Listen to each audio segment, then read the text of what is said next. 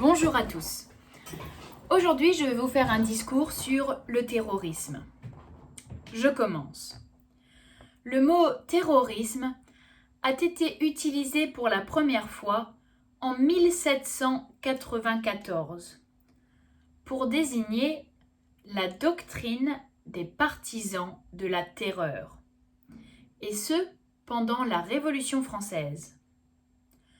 Le terrorisme désigne l'usage de la violence par certaines organisations politiques pour atteindre leurs objectifs. Faire pression sur l'État, par exemple, contraindre une population à l'obéissance, médiatiser une cause, promouvoir une idéologie.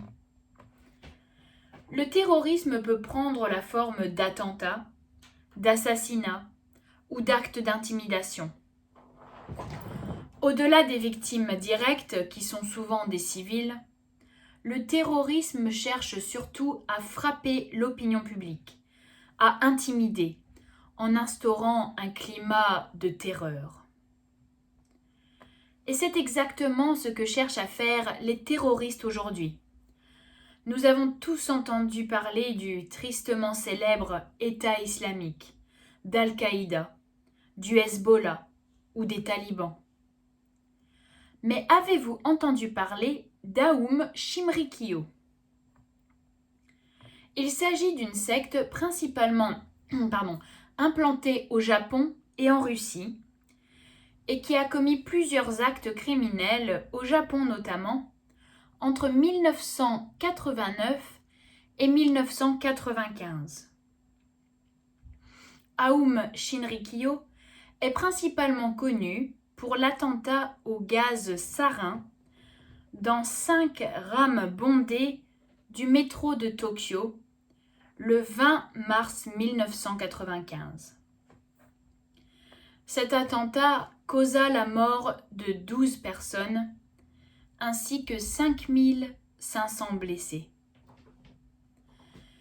Cette attaque de 1995 a choqué tout le Japon, un pays qui se vante d'habitude d'un faible taux de criminalité et d'une bonne cohésion sociale. Cet attentat a également soulevé des questions sur la défaillance de la police pour enquêter sur les allégations antérieures de ce groupe qui avait déjà été accusé. Depuis, des dizaines de membres du groupe Aoum Shinrikyo ont été jugés pour cette attaque. 13 personnes ont été condamnées à mort, y compris Asahara, qui reste dans le couloir de la mort. L'organisation est placée sur la liste officielle des organisations terroristes de pays comme le Canada, les États-Unis ou même de l'Union européenne. Aoum Shinrikyo, dont le nom signifie « vérité suprême », a commencé dans les années 1980 comme un groupe spirituel de croyances hindoues et bouddhistes. Plus tard, il s'est concentré sur des éléments de prophétie chrétienne apocalyptique. Le fondateur de ce groupe, Asahara, s'est autoproclamé à la fois comme étant le Christ et le successeur de Bouddha. Ce n'est pas rien. Sur le plan politique, le groupe, convaincu de la disparition rapide du gouvernement japonais, qu'il jugeait corrompu, avait pour objectif de provoquer un Armageddon qui devait survenir entre 1997 et 2003.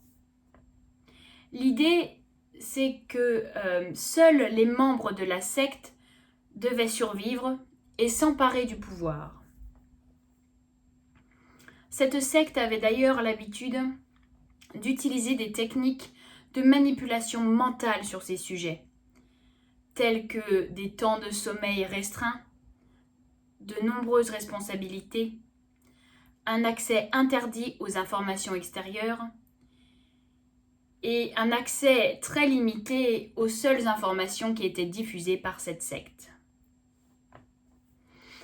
Alors après leur attaque de 1995, Le groupe Aouma Shinrikyo s'est divisé, mais il n'a pas disparu.